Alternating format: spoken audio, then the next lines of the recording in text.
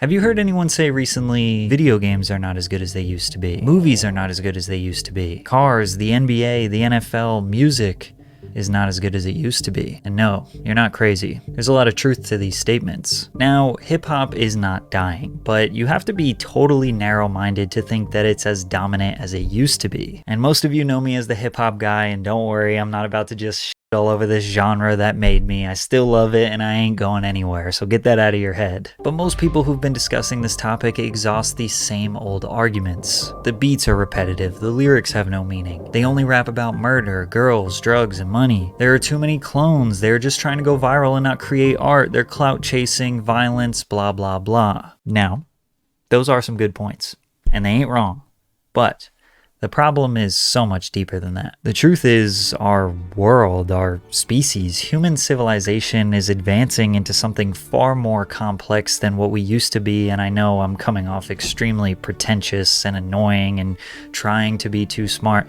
Just let me cook for a second, because I really think I got something here. Now, I'll start by saying something positive about hip-hop. There have never been as many artists making high-quality hip-hop records as there is right now. Let me rephrase that. Hip-hop is still really fucking good. But most people are just too busy or lazy to go and look for it. And listen, I'm included in that. If you want the good stuff, you gotta dig for it, but most of you won't, which brings me to my first point. You are being overexposed to media, which leads you to being paralyzed by choice and therefore never feeling fulfilled. 100,000 songs are being uploaded to Spotify every day. 3.7 million YouTube videos are uploaded every day. There are dozens of high-quality movie streaming services uploading millions of hours of content every day, and having too many options has been proven to be a bad thing. In 2000, psychologists from Columbia and Stanford University published a study about jams. On a regular day at a local food market, people would find a display table with 24 different kinds of jams. Then on another day, at that same food market, people were given only 6 different types of jam choices. The store sold more jars of jam when they only offered 6 different choices. It's easy to feel confident and fulfilled that you chose the right jam when there's only 6 jars. But when there's 24, you start to feel overwhelmed. You start to wonder why there are so many in the first place, and you realize it's just less stressful to not choose any. You shouldn't feel bad that you can't choose what is the best music or content to consume out of the millions of options. It's much easier to just listen to an album or song that you already know is good, one you've been listening to for years, rather than to dive into the haystack trying to find the needle that could be your new favorite song. And that's what most people are doing. In 2021, 70% of the USA market was listening to old music over new music. But let's say you wanted to navigate the millions of songs uploaded every month. This is what that arduous process would look like. First, you'd have to stay up to date with hundreds of artists and when they are dropping, which means you'd have to follow some sort of social media page that promotes new music. But those pages generally only post what's considered popular, since they need likes and engagement on their posts so they can grow and sell promotion to labels and smaller artists. I'm not hating, life is expensive and I understand people gotta make money. I mean, this exact problem has destroyed countless music YouTubers. There used to be dozens of channels harvesting a community of music fans. Now there are only a few left, because if you use 3 seconds of a song in a video, you get copyright claimed and they take your money.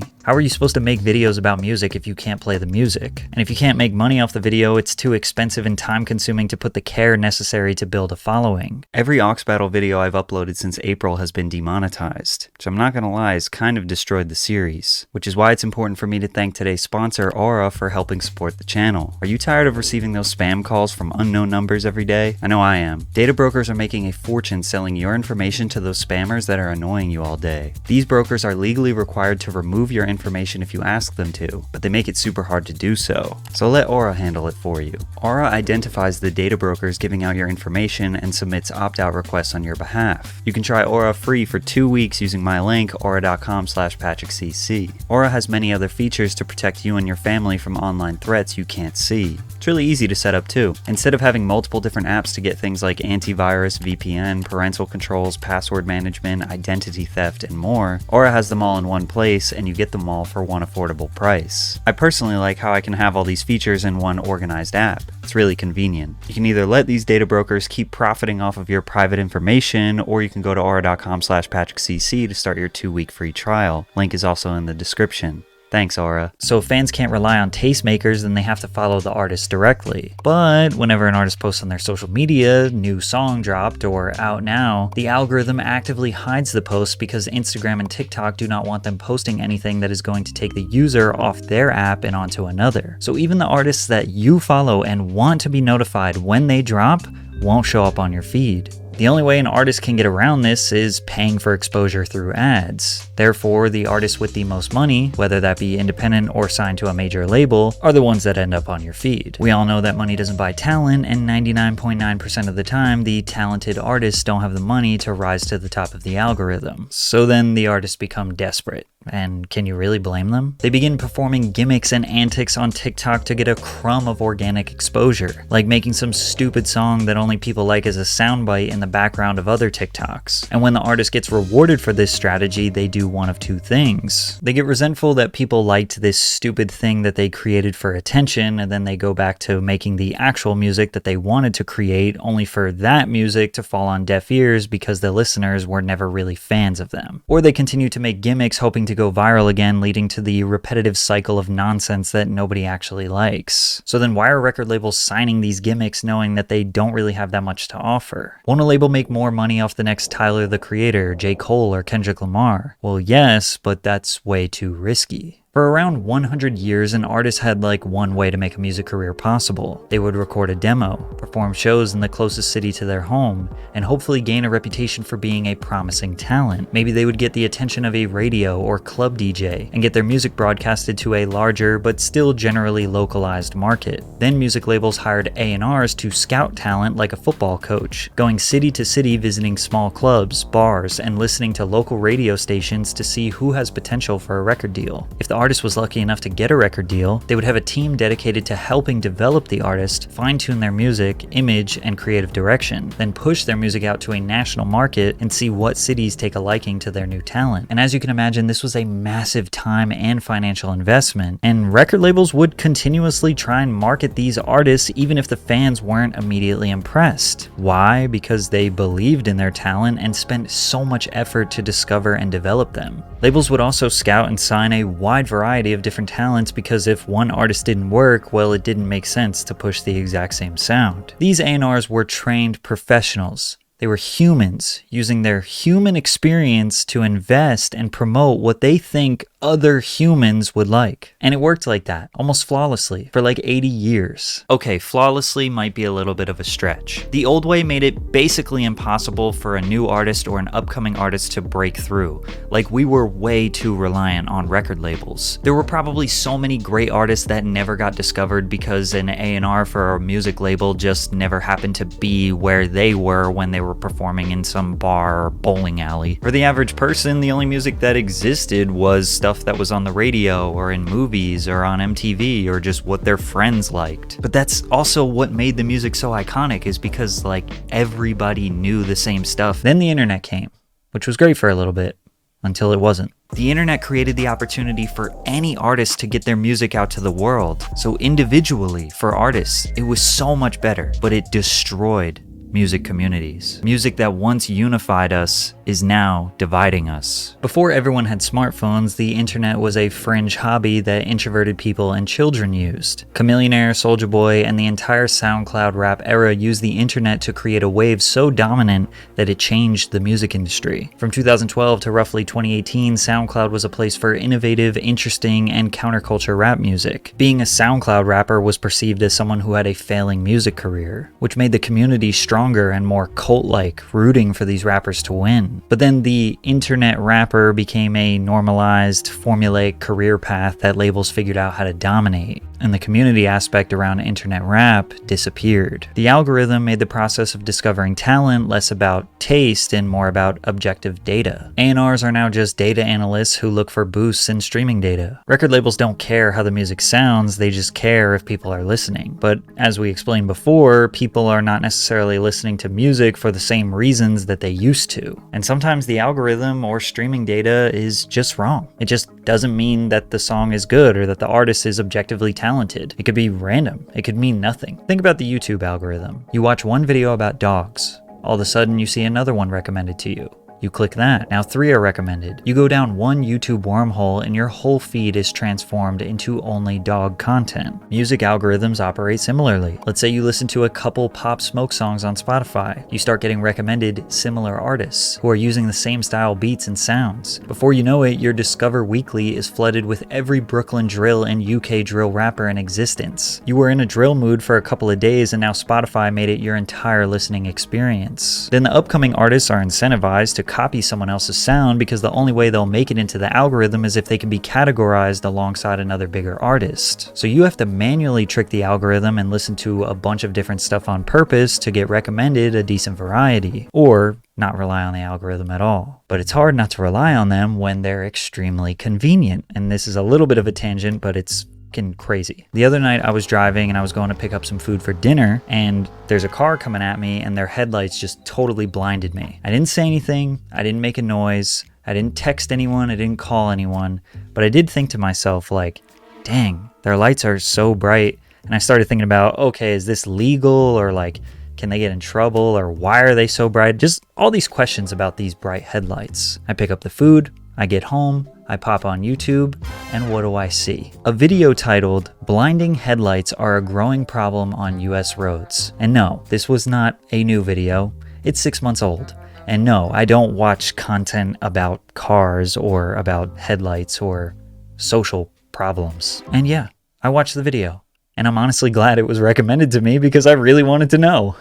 Like, aside from this being kind of scary and creepy, like how is the algorithm inside my head, it's incredibly convenient. The convenience of being recommended content, or in this case music, is slowly destroying our autonomy. You have to actively go out of your way and make small choices, such as like what music you want to listen to defeat the algorithm, which is why editorial playlists that are created by humans should be a saving grace. Keyword, should be. A human analyzes the streaming data, then listens to confirm if it's a good song or a unique song, then adds it to a playlist for people to listen to and enjoy. But unfortunately, Spotify playlists are corrupt. Shocker. They're doing the exact same thing they've been doing to radio forever.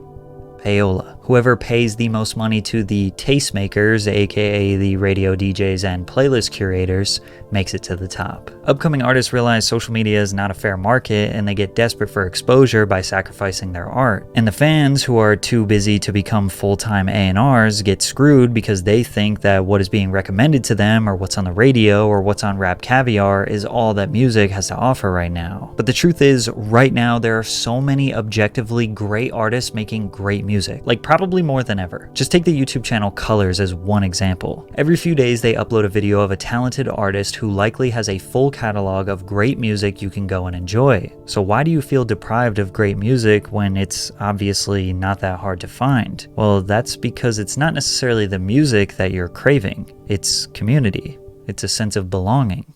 You have been lied to.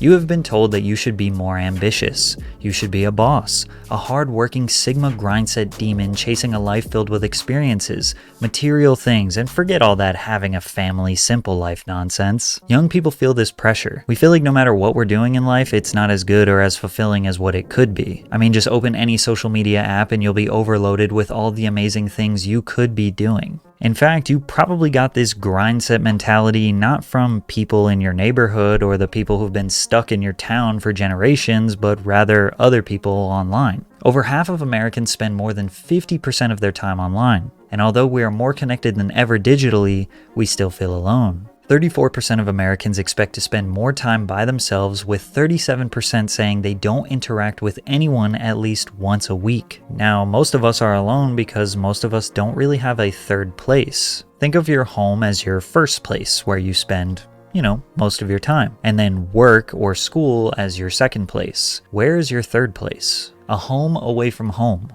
where people feel comfortable and at ease. A place where you can pop in and out with little or no money. Coffee shops, barbershops, pubs, plazas, recreational spaces, YMCAs, parks, record shops, skate parks. Hangout spots where we would bump into acquaintances, interact with strangers, and build a sense of community. A place where maybe you could listen to music or discuss music or argue about music with people. Now, there is one glaringly obvious third place for music people: concerts. But in hip-hop, concerts are a mess.